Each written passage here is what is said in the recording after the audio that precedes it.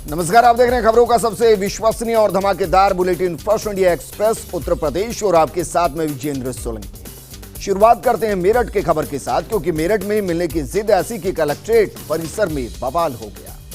दरअसल प्रभारी मंत्री श्रीकांत शर्मा से मिलना चाहती थी कुछ महिला फरियादी, लेकिन हंगामा करने के बाद पुलिस ने महिलाओं को हिरासत में ले लिया है।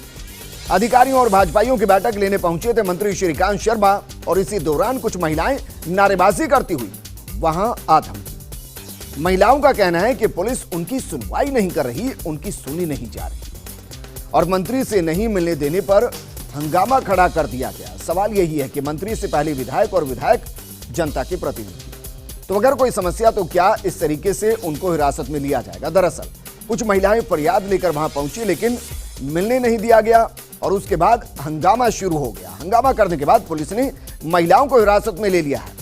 इस दौरान अधिकारियों और भाजपाइयों की बैठक लेने के लिए मंत्री श्रीकांत शर्मा पहुंचे थे, लेकिन कुछ महिलाएं नारेबाजी करती हुई वहां पर आ थमी। महिलाओं का यह कहना है कि पुलिस उनकी सुनवाई नहीं कर रही, यानी कि जिस समस्या को लेकर वो पुलिस के पास पहुंची है, पुलिस थाने पहुंची है, वहां उनकी सुनी नहीं जा रही, और मंत्री से नहीं मिलने देने पर हंगामा खड़ा कर दिया गया।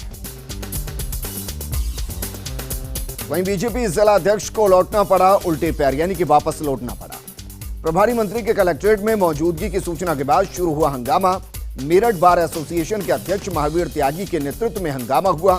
सैकड़ों वकीलों के हंगामे के चलते पुलिस को विकास भवन के गेट को बंद करवाना पड़ा, और वकील नारेबाजी करते हुए विकास भवन के गेट पर धरना देकर बैठ गए। इस दौरान बीजेपी जिला अध्यक्ष अनुज राठी बैठक में शामिल होने पहुंचे थे, तो वकीलों ने हंगामा करते हुए उन्हें वहां से दौड़ लगवा दी। मामले की जानकारी मिलते ही तत्काल ADM city Ajay Tiwari, SSP Ajay Sahni बैठक के बाहर आ गए। हालांकि काफी देर चले हंगामे के बाद महावीर त्यागी के नेतृत्व में मुलाकात हुई।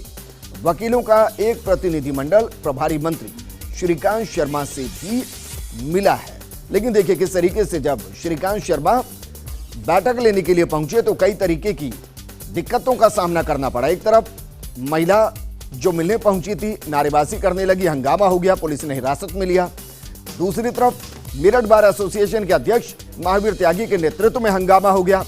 सैकड़ों वकीलों के हंगामे के चलते पुलिस को विकास भवन के गेट तक बंद करने पड़ गए, लेकिन इससे भी हंगामा शांत नहीं हुआ, क्योंकि वकील नारेबाजी करते हुए विकास भवन के गेट के बाहर धरने पर बैठ गए।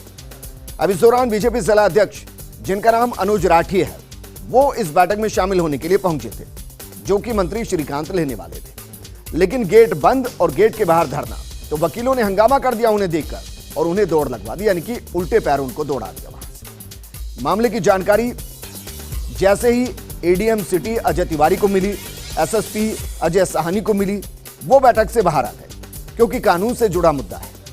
हालांकि काफी देर चलते हंगामे के बीच महावीर त्यागी के नेतृत्व में मुलाकात हुई, और वकीलों का एक प्रतिनिधिमंडल प्रभारी मंत्री श्रीकांत शर्मा से भी मिला।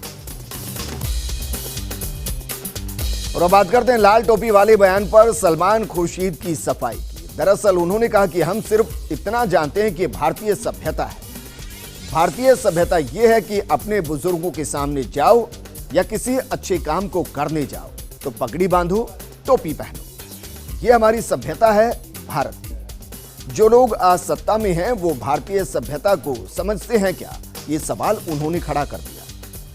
उन्होंने यह भी कहा कि रंग से हमें कोई लेना देना नहीं है, वो हमारा रंग नहीं है, हमारी टोपी नहीं है, लेकिन जो सभ्यता है उसका सम्मान होना चाहिए। दरअसल लाल टोपी को लेकर विवाद खड़ा हुआ, और इस विवाद पर अब सलमान खुर्शीद ने सफाई दी, और उन्होंने कहा कि हम सिर्फ इतना जानते हैं कि यह भारतीय सभ्यता है। उन्होंने इससे आगे कहा कि भारतीय सभ्यता यह है कि अपने सामने, बुजुर्गों के सामने अगर आप जाते हैं या किसी अच्छे काम को करने जाते हैं तो या तो सिर पर पगड़ी बंधती है या फिर टोपी पहनी जाती है, और यह भारत की सभ्यता है, उन्होंने कहा। इसके साथ साथ उन्होंने सवाल भी खड़े किए। उन्होंने कहा कि जो लोग आज सत्ता में हैं वो भारतीय सभ्यता को क्या वाकई में समझते हैं? जो ये कह रहे हैं कि वो भारतीय सभ्यता को संरक्षित करने की कोशिश करें, क्या वो उसे समझते हैं? उन्होंने आगे कहा कि रंग से हमें कोई लेना देना नहीं कि टोपी किस रंग की है, किस रंग की नहीं है। वो हमारा रंग है, हमारी टोपी नहीं है, वो हमारा रंग नहीं है। इस तरीके के उन्होंने बयान दिए। लेकिन जो सभ्यता है उसका सम्मान होना चाहिए। और अब बात करते हैं यूपी प्रभारी संजय सिंह ने केंद्र और राज्य सरकार को घेरा है। यानी कि आम आदमी पार्टी के यूपी प्रभारी संजय सिंह ने कहा कि केंद्र सरकार देश की संपत्तियों को बर्बाद करने पर उतारू हो चुकी है। वहीं यूपी सरकार पर कोरोना काल में भारी घोटाले का आरोप लगा दिया। संजय सिंह ने यूपी सरकार के बजट को भी फिसड्डी करार दिया और कहा कि इस बजट में कोई प्रभावी योजना नहीं बनाई गई। प्रदेश में सरकार एक भी मेडिकल कॉलेज नहीं बनवा सकी। बीजेपी सरकार में हिम्मत है तो जिला पंचायत चुनाव में अपने सिंबल पर प्रत्याशी उतारे। वहीं लगातार बढ़ रहे तेल के दाम पर तंज कसते हुए संजय सिंह ने कहा कि बीजेपी के राज में पेट्रोल के दाम 100 रुपए छू रहे। केंद्र सरकार एक एक करके देश की संपत्तियों को बेच रही है। इस संपत्ति को देश के पूर्वजों ने अपनी मेहनत से बनाया है। बीजेपी जनता को बुनियादी मुद्दों से भटका रही है, लेकिन आने वाले चुनाव में बीजेपी को इसका करारा जवाब दिया जाए। यूपी में अब रोडवेज बस की कमान संभालेंगी 17 महिलाएं। पिंक बस के लिए अगले हफ्ते से ट्रेनिंग शुरू होगी। इनकी ड्राइविंग ट्रेनिंग मार्च के प्रथम हफ्ते में शुरू हो जाएगी। कानपुर स्थित कार्यशाला में महिलाओं को प्रशिक्षण दिया जाएगा। पहले इन्हें एमएलबी चलाया जाना सिखाया जाएगा। इसके बाद इन्हें रोडवेज बस चलाने की ट्रेनिंग दी जाएगी। समस्त औपचारिकताएं पूरी कर ली गई हैं। अरसे से पिंक बसों के लिए महिला चालकों को तलाश रहित रोडवेज प्रबंधन की जो कोशिशें थी वो अब पूरी हो चुकी है। कौशल विकास मिशन और रोडवेज प्रबंधन की समग्र प्रयास अब रंग लाते हुए दिखाई दे रहे हैं और जल्द ही आपको सड़कों पर पिंक बस भी नजर आएगी और उनको चलाती हुई महिला ड्राइवर भी नजर आएगी। वहीं मुजफ्फरनगर में हत्या का लाइव वीडियो वायरल हुआ है। दारू पार्टी में गोली चली और युवक की हत्या कर दी गई। नई मंडी क्षेत्र में 19 साल के प्रिंस की गोली लगने से मौत हो गई है। देसी पिस्तौल को चेक करने के दौरान ये गोली लगी है। मामा से चली गोली और भांजे के सीने में बुलेट जा घुसी। प्रिंस गंभीर रूप से घायल हुआ, बाद में उसने दम तोड़ दिया। हालांकि first India news viral video की पुष्टि नहीं करता, लेकिन जिस तरीके से वीडियो वायरल हो रहा है वो मुजफ्फरनगर में एक बार फिर से सवाल खड़ा हो रहा है कि आखिर तमंचे और इस तरीके की पिस्टल कहां से आई। इनको बनाने वाले कौन हैं? क्या खुलेआम ये सब चलता है? 19 साल के प्रिंस की गोली लगने से मौत हो गई है और गोली मजाक मजाक में चल गई है, क्योंकि जो बताया जा रहा है उसके मुताबिक मामा ने गोली चलाई और भांजे के शरीर में जाकर गोली चल गई। दारू पार्टी चल रही थी और इस दौरान यह हादसा घट गया। देसी पिस्तौल को सिर्फ चेक करने के इरादे से ये गोली चलाई गई, लेकिन मामा को शायद यह ध्यान नहीं रहा कि जिस पिस्तौल को चेक करना चाह रहे हैं वो चीखों में तब्दील हो जाएगी, भांजे की सांसों को हमेशा के लिए थाम देगी और इसीलिए मामा के हाथों भांजे की मौत हो गई। कुशीनगर में गरीब की कुटिया खाक हो गई है। दरअसल मकान जलकर पूरे तरीके से राख हो गया है। बीती रात आधा दर्जन झोपड़ियां जलकर राख हो गई है। आग लगने के कारणों का अभी तक खुलासा नहीं हुआ है। ग्रामीणों और पुलिस ने कड़ी मशक्कत के बाद इस पर काबू पा लिया है। बिशुनपुरा थाना इलाके के बांसगांव पीपरा टोल का ये मामला है। जरा सोचिए परिवार पर क्या गुजरा होगा। पक्का मकान नहीं है, कच्चे मकान है, झोपड़ी वाले मकान है।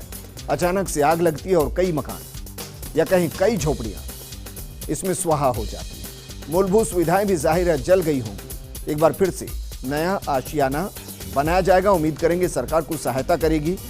बिशुनपुरा थाना क्षेत्र के बांसगांव पीपरा टोला का यह मामला है। वहीं पुलिस की नरमी अपराधियों को कहीं शह तो नहीं दे रही, है सवाल है, क्योंकि प्रिंस होटल संचालक को उतारा मौत के घाट। कलेक्टरगंज थाना क्षेत्र की कोपरगंज चौराहे की घटना है। लोहे की रॉड से अमन वाजपेयी नाम के युवक ने घटना को अंजाम दिया है। घटना को लेकर क्षेत्रीय लोगों ने बताया कि कुछ दिन पहले होटल संचालक सोनू ठाकुर का विवाद हुआ था। वहीं hotel luxury inn AB hotel के स्टाफ ने किसी जानकारी से इनकार कर दिया है। लेकिन सवाल यह है कि क्या वाकई में पुलिस की नरमी की वजह से इस तरीके के अपराध हो रहे हैं, अपराधियों को शह मिल रही है, क्योंकि प्रिंस होटल संचालक को मौत के घाट उतारा गया और कलेक्टरगंज थाना क्षेत्र के कोपरगंज चौराहे की ये घटना बताई गई है। लोहे की रोड से अमन वाजपेयी नामक के युवक ने घटना को अंजाम दिया, यानी कि लोहे की रोड से मार मार कर जान से ही मार दिया गया।